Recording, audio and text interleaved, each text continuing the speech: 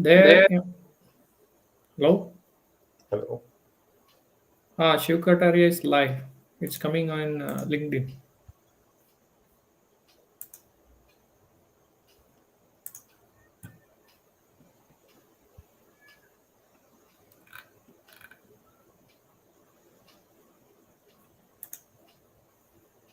So let's wait for a few moments.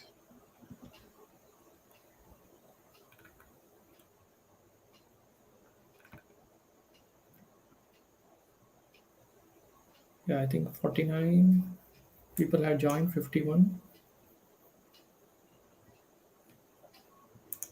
Okay.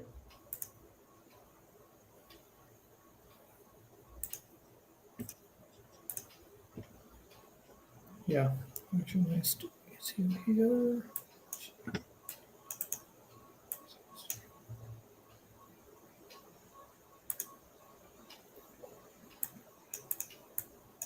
So people are joining. You are waiting for a few more seconds.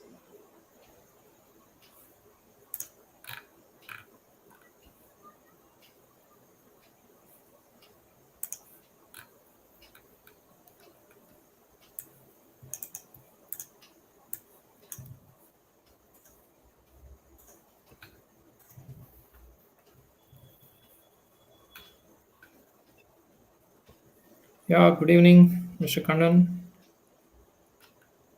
Hello. Good evening. Good morning.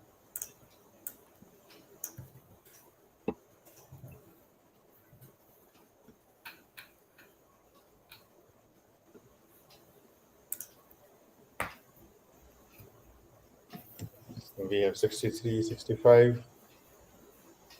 Maybe a few more seconds.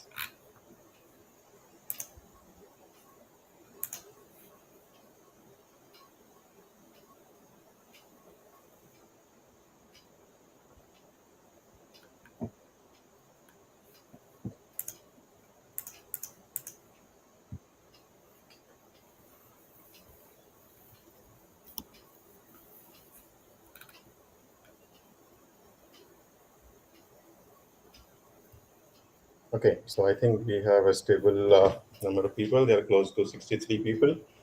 So first of all, very good evening to all of you, and thanks for joining today. And I also take the opportunity to thank Manjunath for agreeing to join this effort. And this idea of the OT security huddle is we want to share the knowledge that we have gathered with our experience and help people to broaden their aspect of OT security knowledge. With this, we have chosen the topic which is outcome of a vote that we have done in the month of March, and people really wanted to understand what is risk assessment in OT domain. So today we will be talking a bit of risk assessment in OT. This is a part of a two-episode series. Today our focus will be to give a basic overview of what is a risk assessment, and in the next session we will do a deep dive of a real case study of an architecture, how to do a risk assessment at the plan. Having said that, just a brief introduction about myself and Manju. So my name is Shiv, and I having close to 16 years of experience in cybersecurity now. And I last 5 years I've been working on industrial control system, and before that I had extensive experience in critical infrastructure protection and the other domains of cybersecurity like offensive security, network security, and all those things. So you know me through LinkedIn well. Now I'll maybe Manjunath, for the new people who are joining today, could you please take a moment to introduce yourself? Yeah. Thanks, Shiv, for that introduction. So, yeah, my name is Manjunath Hiregange. So, I've been actively involved in OT security domain. I have 15 years of experience. It's a combination of, I started my career as an industrial automation engineer. Then I, moved to cybersecurity. Now, currently I'm working as a senior consultant, OT security consultant for Defentos. So I come, the when Shiv started this initiative to create a OT security huddle. So I got excited. So because something, even my passion was also involved in this sharing knowledge. So together we can make a difference in the OT security community. So then when he approached me, even I was very happy that we could contribute together. So look forward to such events in future uh, topics as well. So Thanks, Shiv, for arranging this, and thanks everyone for joining us today. Definitely, you're going to get uh, experience and the knowledge from us. Yeah. Thank you. Over to Thanks, you. Matthew. Thanks for volunteering. And before we begin, there is a small disclaimer that whatever we are discussing today is an outcome of the personal passion that we want to share the experience and knowledge that we have in the domain. And this does not anyway reflect the views of the organization we are associated in our day job. So just be careful of that. That we are not representing the organization here. It's just the personal views that we are sharing. Having said that, I will just briefly take a moment of the concept of the OT security huddle. So this concept of this talk is basically to share the experience. First, we will be introducing the basic concept, and then we will be doing experience sharing at the end of session. And finally, if we have some questions, then we will be discussing in this module as well. So just to see the people who are joining, they might be coming from different backgrounds. So we would really like to give an overview of what is actually means an risk assessment in OT domain and how it is different from the IT domain as such. Then at the end of this presentation, we will be discussing briefly about the key terminologies about risk assessment and how to move forward. So this session will be ended at the moment where we will be taking it up in next episode, where we will be going into the uh, use case or case study for risk assessment for example. All right, having said that, let me begin now with this presentation today. So Manjunath, what do you think is a cyber physical systems? We have aptly chosen the topic for today is risk assessment in OT, and then the next line which says today is a cyber physical system. What happens when a risk materializes?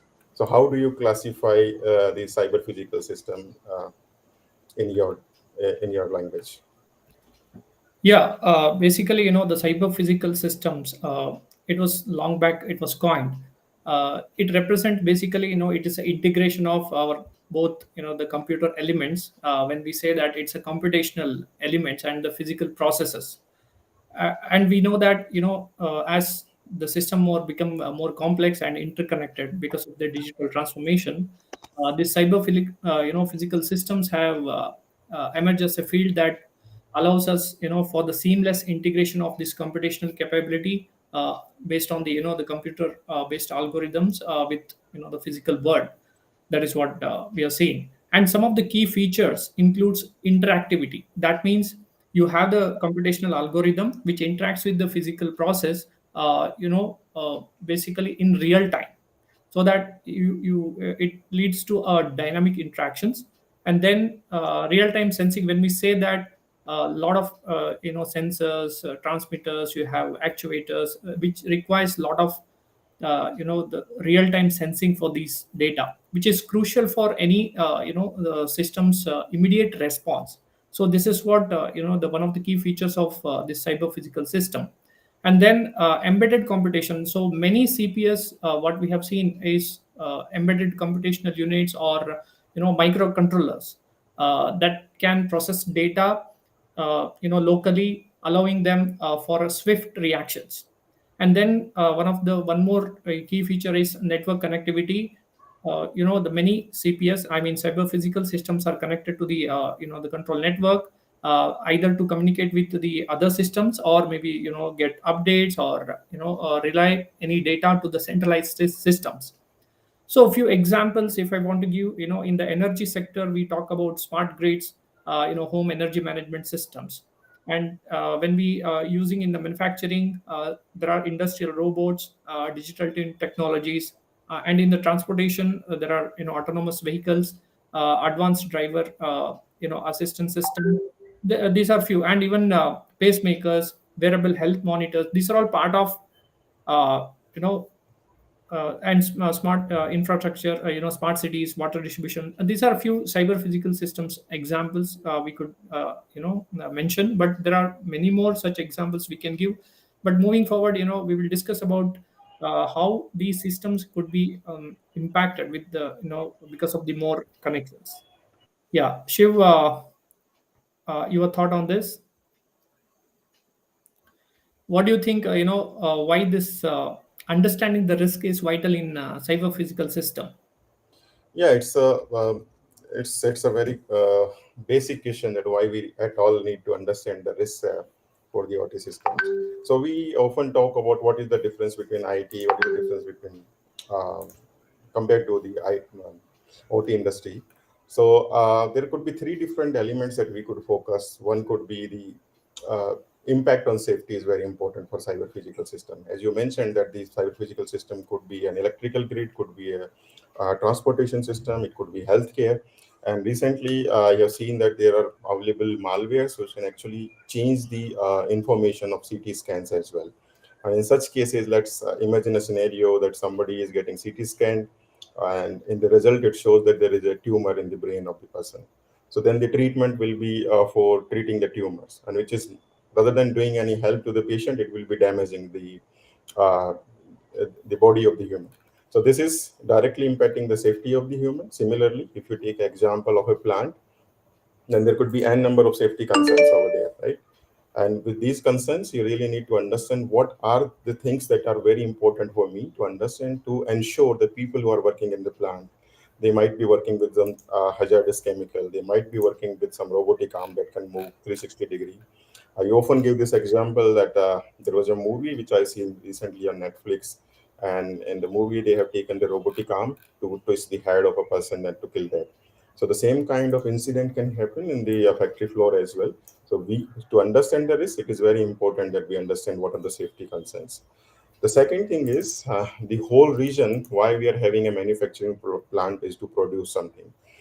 And to ensure that production continuously, we really want to understand that there should not be any disruption in the operation of the system that we are using.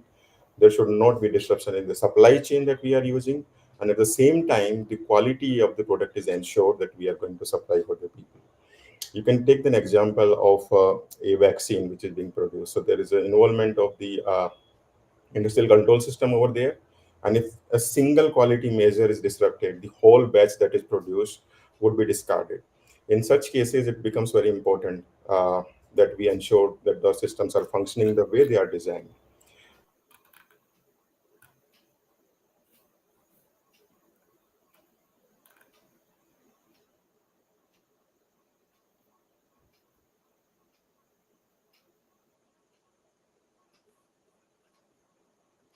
Sorry for the delay. Probably I'll share my screen.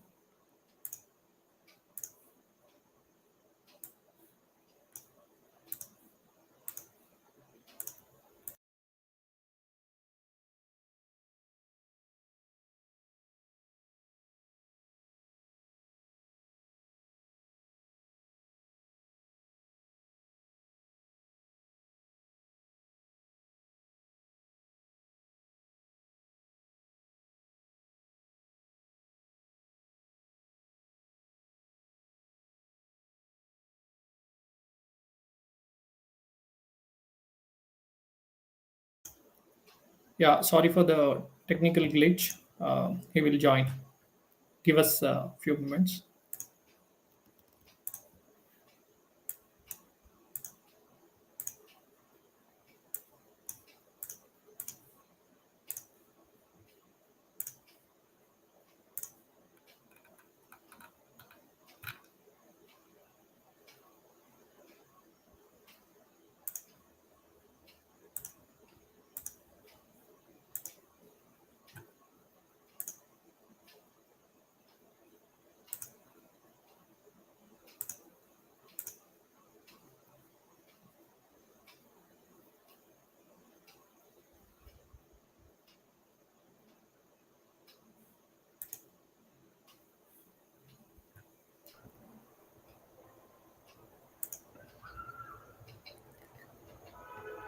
Share, you can share your screen. Yeah. Sorry for the disruption. We will improve eventually on networks. So we are just learning this technology of streaming. So I think I was talking about understanding the risk, and we were discussing the three different things that we should consider. And they are very important for the people who are operating the plant. They want to ensure the safety of the people who are working there. They really want to ensure that the production continuity is intact, whether it's like disruption of the operations, whether it is a supply chain disruption or the quality control. And one example that we can think of quality is the pharma industry, where the vaccines are being made. So what happens if a single parameter is not matched? The entire batch goes to waste. So this is causing the loss of manpower which was gone into producing this. It is also loss of the raw material, which is very costly, and it is also the loss of time, which is could be very critical in terms of uh, an event and bigger global event like COVID could have, is there. We need to understand all these factors, and ultimately, whether it's a disruption of the production or disruption of the safety of the people, there could be financial losses. And the end goal of the organization who are operating, they really want to make the money that they are investing in the production and also be sustainable. So that's why we really want to understand that the risk in the cyber physical system is documented, it is understood, it is accepted, and then we are doing the what we really want to intend to in terms of operating the plant. But what do you think, Manju, here? That what is your view that uh, the organization which has so far have been operating in the oblivion of security through obscurity, why they are really needing to understand the risk now? Yeah, for me, as you really pointed out here, the impact on safety, because the safety is one of the key criteria in any of the plant, be it a manufacturing or oil and gas or petrochemicals, any, even critical or non-critical, because it directly impacts on not only on environment, people lives are at stake. So if I want to say why understanding the risk is vital, is mainly the first thing comes to my mind is safety. Then yeah, obviously the production and financial comes as a next. Even environmental conditions, and we have seen this, based on the historical incident. If you look at current in India, we had a Bhopal accident, right, which caused because of the uh, you know because of the, the chemical explosion. There was no safety system. Then we had a, the main the safety system being, it was mandated from that time.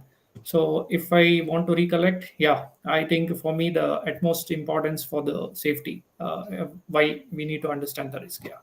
Yeah, that is very well said, Manju. Safety is most critical aspect of the cyber physical systems, and Bhopal tragedy has really taught us big lessons that in last 30 or 35 years or so, the safety systems in CPS or industrial control system, they have matured very well. And now we have still certifications available, which we can use for mitigating the risk that could happen over there.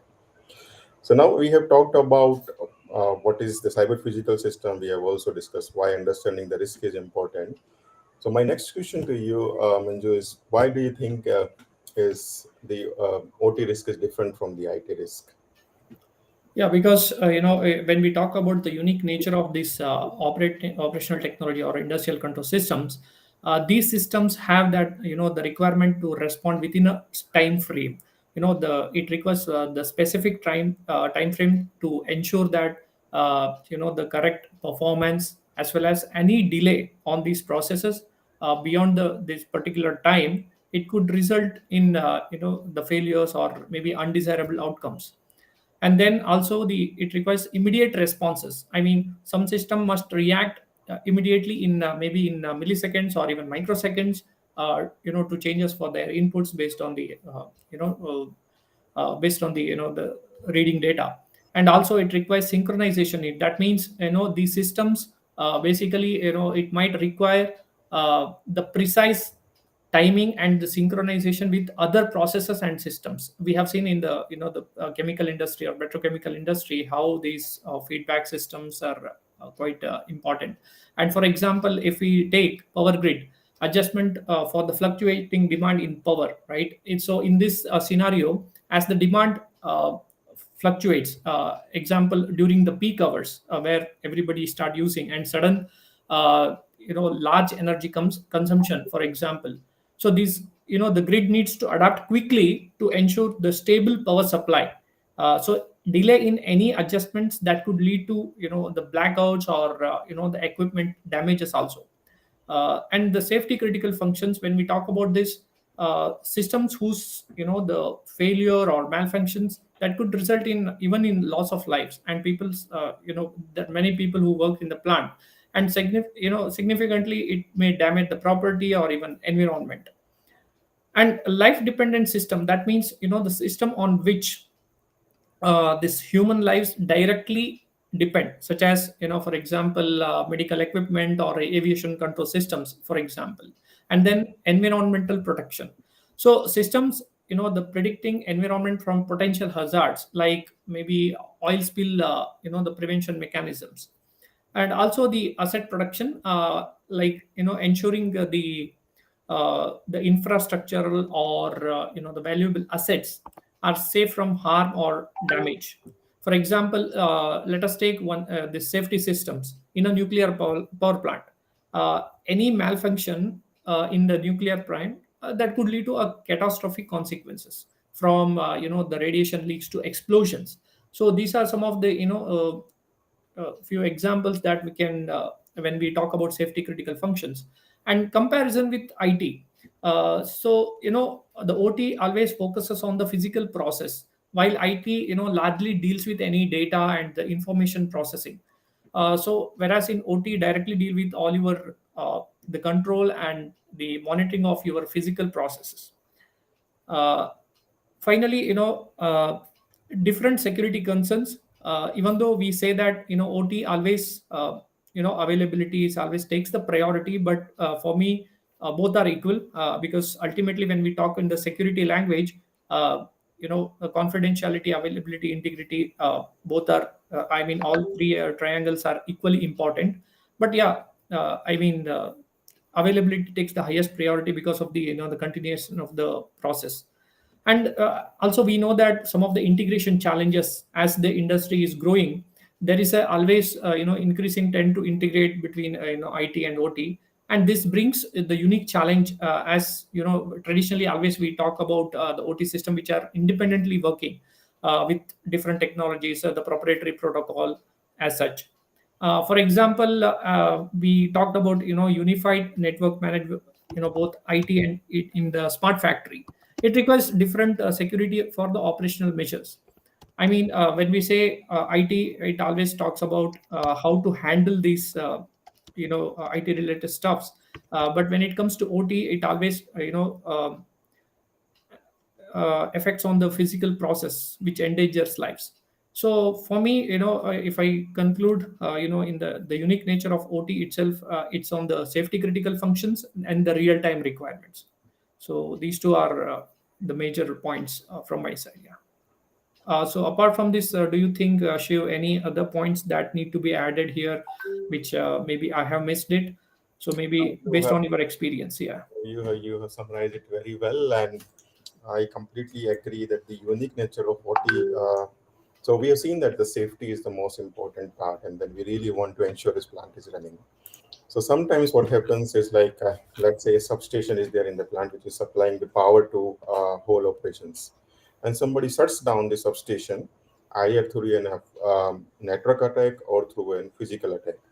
So to restart the power generation, which is there, generally these plants would use some captive power plants. So they are generating for themselves and they are using for themselves.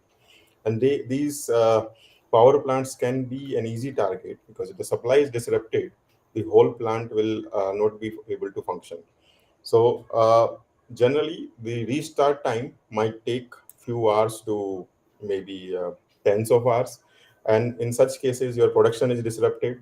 And not only that, it is not going to disrupt that the line that you are producing now. Sometimes the cascading impact could be high. The downstream process that you are doing versus the upstream processes that you are doing, both of them will get impacted, and the whole cycle gets disrupted as well.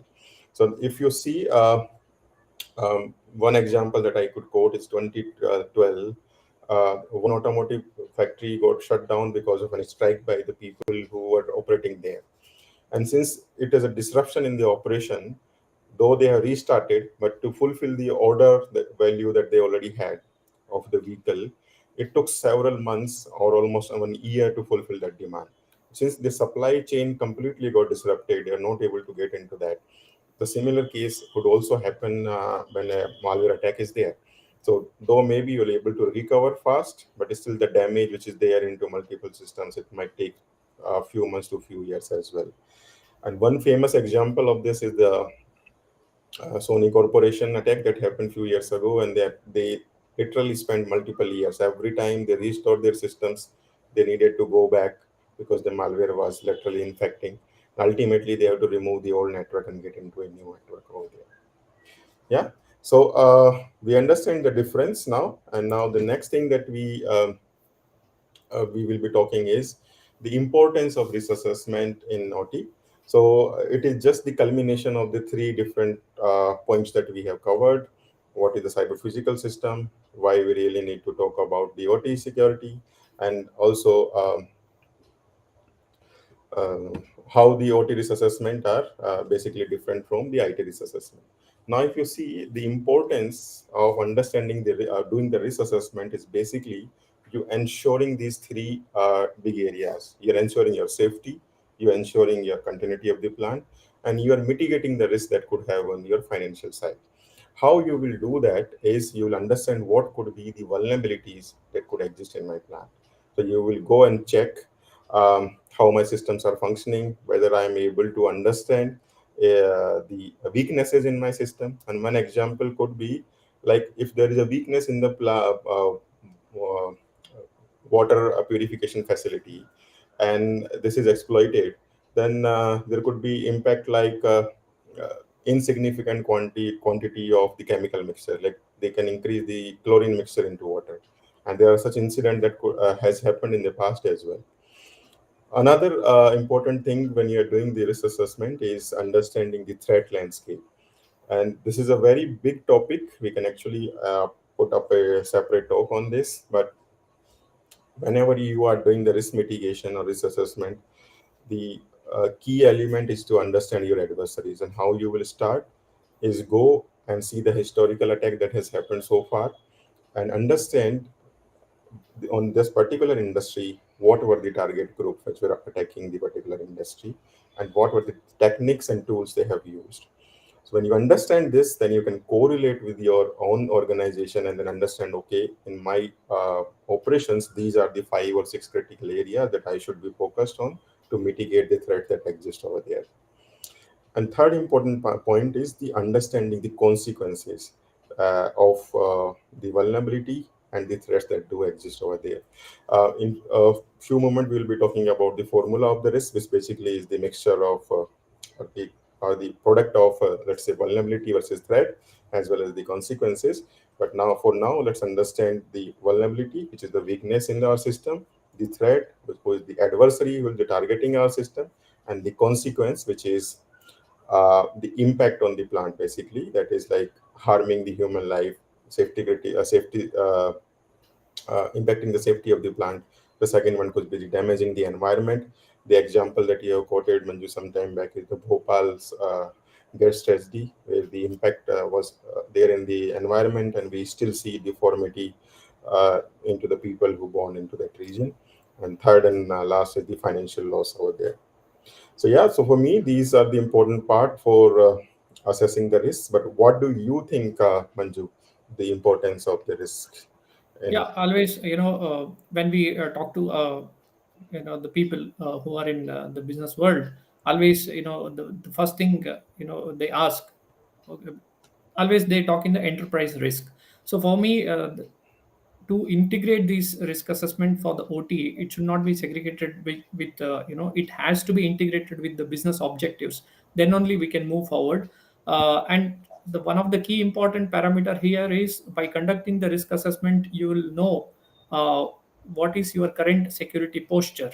So that is also important. And those security posture, you will understand. Okay, as you rightly pointed out, who could be the the threat actors that my plant could be attacked in future, and what are the vulnerabilities that our system has.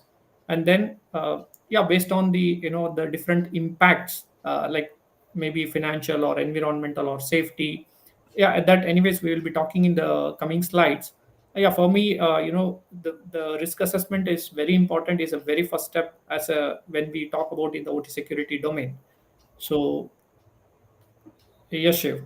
Yeah, thanks, Manju. Yeah, that perfectly aligns with the what we really need to understand and why it is very important. The first question that generally people will ask, why do I even need the cybersecurity at all? My systems are perfectly working so far.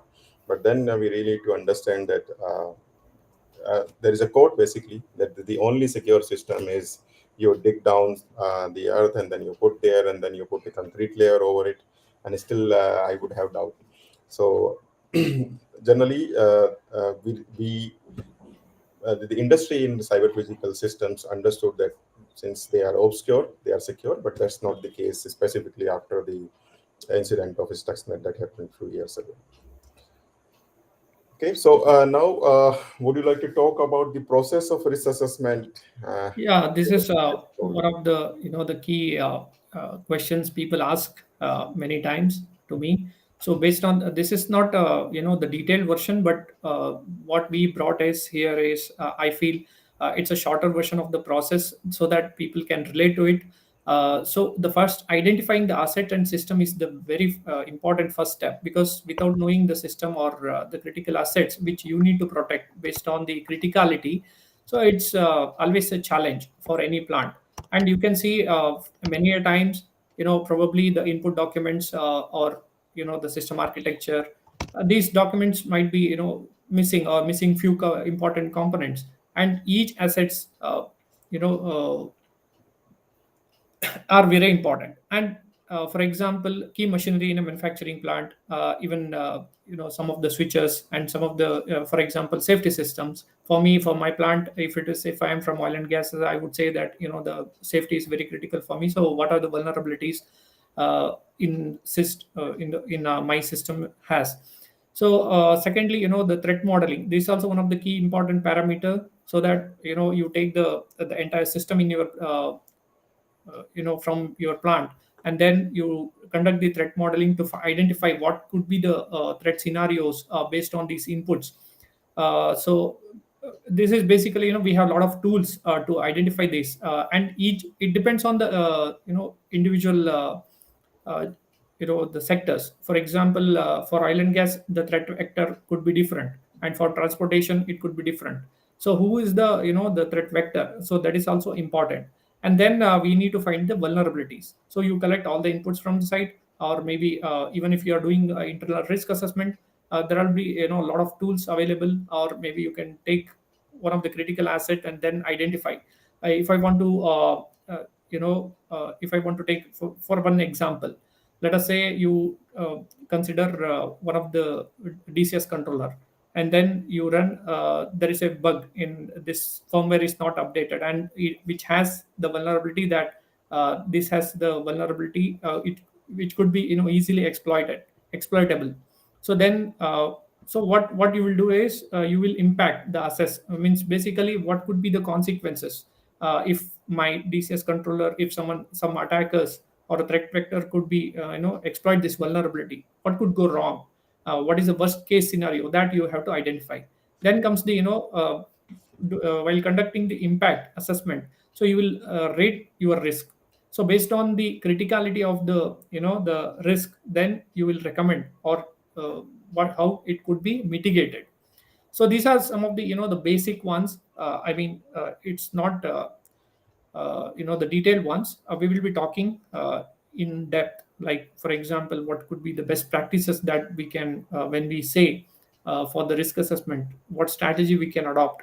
And even there are many, I would say the 624433-2 has a very good detailed risk assessment flow chart, where anyone can use it, and it takes individual assets you can use. And really I liked it, and I will share my experience where I have applied 3-2 in my day-to-day life when I conduct the risk assessment for one of our products. So that I will share. So Shiv, so based on this, what is your experience that what could be added, or you can share your experience on this process of risk assessment. Yeah, so you very well summarized, Manju. This process is pretty much standard. We start with identifying the asset first, and sometimes in OT environment, since the plant is so vast physically and also network-wise, it's very complex. Identification of the asset itself becomes very difficult for the operators. There are available tools and techniques and best practices. Few of them we will be discussing in the next episode when we are talking about the real risk assessment. But yeah, that's very important. And then, as I mentioned in the previous slide, that understanding the threat is also again very important, and you need to uh, first gather who are your adversary, what they are targeting in that particular industry, and then you make a model of that particular threat that you might have.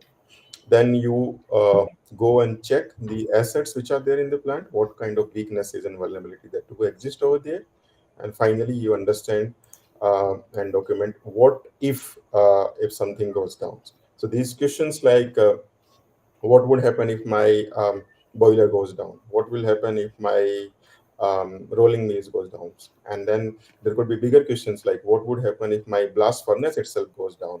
So blast furnace actually takes several months to come into the operation stage. So once it's shut down, it basically will take several months to come back. So all these questions when they ask, then you ultimately will calculate the financial value or say monetized value for this impact, and that's where you start um, mm, working on the risk assessment as such. Yeah. So yeah. So what are the best practices or approaches we can take, to conduct the risk assessment, basically? Yeah, so very, very, very good questions, and I think you have covered briefly in the previous slide that you're talking. It's very important that we discuss what could be the best approaches, and we can learn from the experiences of people who have been doing the risk assessment. And when somebody starts with understanding the risk assessment, the first confusion is where do I start. But the good thing is industry has done really a good job of putting up some frameworks and standards, and one good framework is the NIST document. There are two different documents that you could refer: NIST 882 versus NIST 830, which is the risk assessment methodology. In IEC 62443 as well, 3-2 is the document that you can refer for doing the risk assessment. And as well as there are documents available and standard available from the ISO 27K series as well. So once you identify the standard of framework that you will be using, the next step for you to is to gather a team, and this team should be representative of different departments in the organization. And you not only would invite the operations people or maintenance people, but you really need to invite the people who are involved in the safety, physical security, finances, and instrumentation, as well as the fire department, and the people who are the decision maker. Do you gather them, and that's where you start taking the questions with them, and then analyzing basically how you will be taking forward the risk assessment for them. Also, this is assessment is a continuous process, so it's not like that you have done it once at the beginning of a new plant erections and then you are safe. As you mentioned in the previous slide, there are threats which are discovered every time. So you need to put a frequency there, that okay, after every 6 months I will be doing this assessment, or maybe after 1 year I'll be doing the risk assessment, and that's very important. And this cycle should repeat in itself. Yeah, so these are the few things that could be taken as the best practices. The standards are available as openly at various sources, and that's what becomes the starting point for us. Yeah, one of the key important aspects here, what I would say that, for every asset owner, that, or even in your day-to-day work, that whenever there is a change management, irrespective of that, tomorrow, let us say you are changing some components because of the lack of maintenance or something, and then there could be a new threat or new danger might be there in the new component. So it's always better to integrate your risk assessment for any change management. So this is one of the key aspects that we can consider. It is less often talked about. I think it should be integrated as part of change management as well. Very, very good point, Manju. Yeah, and we often talk of this point when we have a customer interaction. They are very well pointed out here. So now I have one more question for you to answer, Manju, before we get into a little bit of the practical approach. Uh, so, what would happen when the risk actually would get materialized? Yeah, for example, if you look at the historical incidents, when there is a risk and it materialized, we have seen a lot of accidents happens, and the famous example was the Stuxnet. There were the vulnerabilities, the threat vectors could exploit it, and even there is there are a few attacks which are nowadays we can see there are a lot of ransomware attacks happening on the IT network, even though the OT folks are not really some few argues that the OT we should not bother about much about these kind of ransomware attacks. Mainly it attacks on the IT system. Anyways, it's nothing to do with OT, but there are instances that we have seen, even though it is that it entered into the IT network, it doesn't mean your OT is safe. uh, you are safe today, but you never know tomorrow what is going to happen. So the when we talk about the risk materialization, whatever we expected, that the potential risk that becomes the actual risk. The exactly it's a relationship between your security vulnerabilities and the physical manifestations. So then the what are the immediate consequences when that could be either it can be physical harm, environmental harm, or operations might be disruption in the or compliance. So example, let us take one the Triton attack, which the attackers did attack on the safety systems. Usually the safety always works on the the program and the run mode. This the attackers, they could exploit the vulnerabilities through some spear phishing, and they entered from the IT network to the from the OT, from IT to OT. So they used this misconfiguration of the firewall, and they entered into the safety engineering workstation. From there, they tried to manipulate the safety control systems. Unfortunately, for the attackers, there was a problem with their code, malicious code, which did not turn they could not change the safety systems. So fortunately, it was there was no harm as such, but they could shut down the plant because of the they isolated the system. Immediately one of the operator identified this. Otherwise, you could imagine what could have been the catastrophic consequences that would have happened at that time. Yeah, really, so you have to plan for these the responses and mitigation plans, and also make recovery strategies from these attacks, how you could really and you should have that business continuity plan and learn from your mistakes, basically. So and also the future preparedness for this risk assessment, there are many such things available. Yeah, so Shiv, yeah, I think we can move forward. Yeah, So thanks, Manju, for giving in perspective. Maybe I'll just quickly add on there. So when a risk materializes, it's typically an incident scenario, and whenever there is an incident, your incident response plan kicks in. And when you are doing the risk assessment, you should really ask again the what if questions. And these what if questions will give you the ability to plan ahead for this incident responses. And one of them is identifying the key people who would be the decision makers in times of the incident, and also gathering a team and giving assigning them the roles and responsibility that would be required to um, do the incident management over there.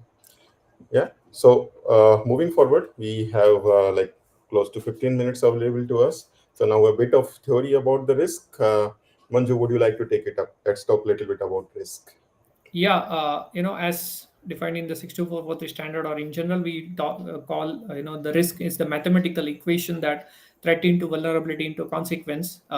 In short, if you want to remember, you can TVC, you can remember. And also the threat into vulnerability, we usually, it's all likelihood, right? When we know based on the previous incidents, or based on our historical incident, there are many tools available. So we replace threat into vulnerability equals to likelihood. So if we replace that, risk is nothing but likelihood into consequence. So likelihood is nothing but how likely to be your the vulnerability to be exploited, or the how, and the consequence, definitely what, how much impact it would do if this vulnerability could be exploited by the threat vector. For example, let us consider one scenario that in a power plant, uh, the control system software has known vulnerability that has been that has not been patched yet. And this adversary group targeting energy infrastructure, that is a threat actually, has just released a new form of malicious software that can be exploit this exact vulnerability. So if you see on the risk components, we have threat, vulnerability, and consequences. All these are high critical threat, and the vulnerability is also high because of the unpatched software, which is this vulnerability known to the public. So if this vulnerability is exploited, then definitely the consequence, the it could be the it could harm the significant impact on the business as well as on the homes or critical infrastructure like this.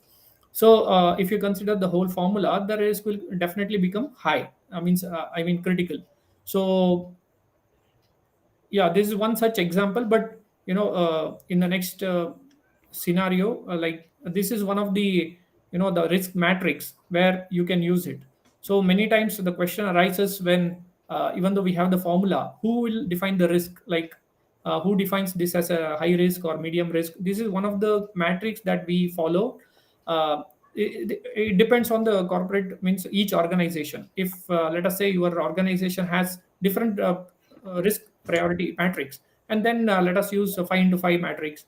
Similarly, high, very high, critical.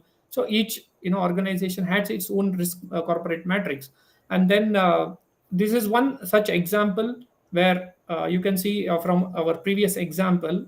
So likelihood also high and the severity also high. So if you see in number 5 and a 5 into a, so that is high. So similarly, you can get the quantification also, as some of the risk matrix will have the numbering systems, like based on the like it can vary from 1 to 10, 20, 25. So that anyways we will go through in the next session, that with one such example. So this is only the theoretical and little bit about the practical stuff that we are going to tell. So now you look at this, the what could be the impact. Now you can ask me, we have severity category like a, b, c, like high, medium, and low. But what exactly that means? We have a operational severity as well, and financial impact, and the HSE consequences. So and this is self explanatory, I'm not going to in detail. But the depending on the severity of this, how it could be impacted. This is one such this we have taken from the 62443, one of the guidelines. So if you have time, we will be sharing this after this call, so you can refer these guidelines. So really, yeah, Shiv, do you have any you could you share your experience based on this risk matrix, or where you have used different kind of matrix? Even sometimes the asset owner will tell, okay, we don't have any risk matrix, so you come up with your own. Then in that case, what you are going to do?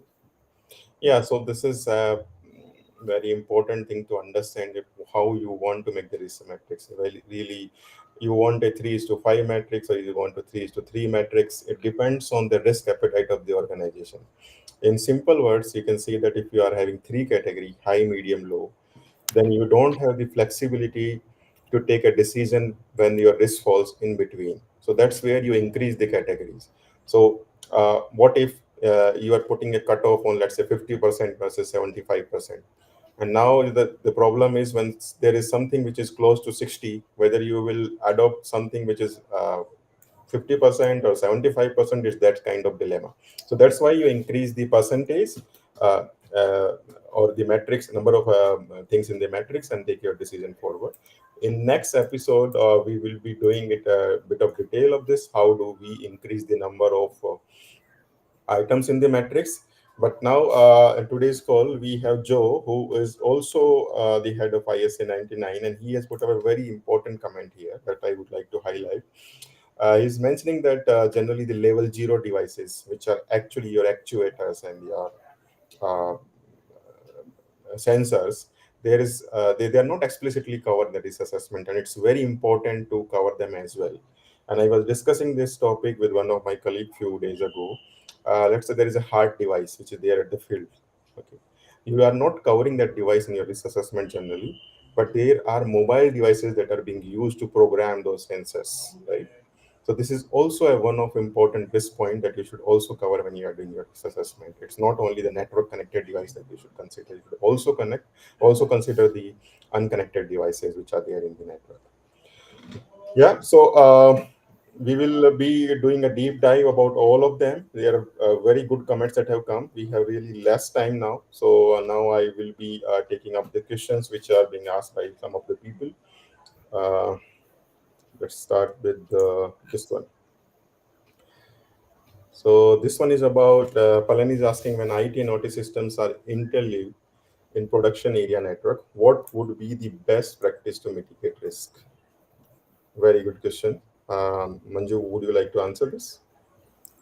Yeah, for example, the best practices would be first, you try to understand how your connection is between IT and OT. Sometimes you have DMZ layer, that is demilitarized zone, where you have proxy servers, where you will pass the information to whichever is required. And nowadays, the people are looking at the data diode. But what would be the best practice is always to look at the, how is your network connection, basically, whether it is isolated or how the network is being flowed or the data being transferred.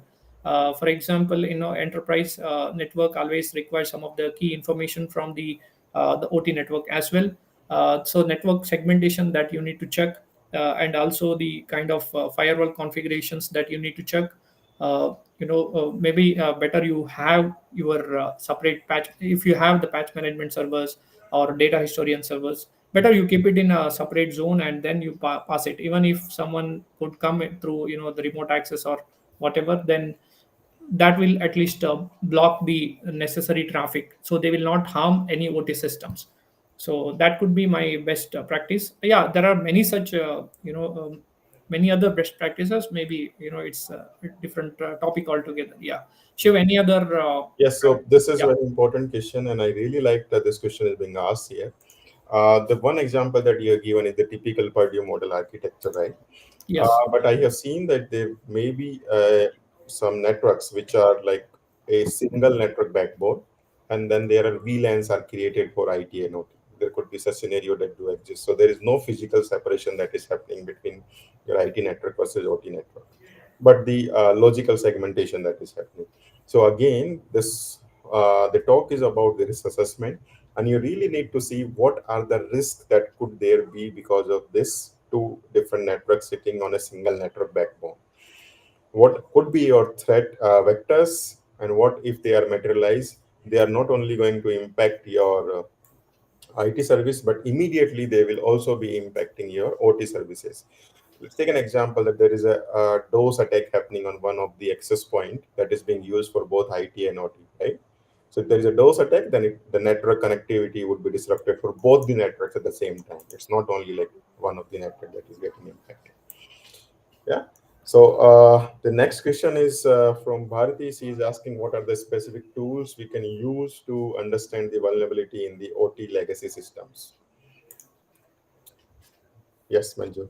Yeah, for example, we have many tools, but specifically on the, it's always better to go with the, maybe you collect the network information through PCAP files or any other methods.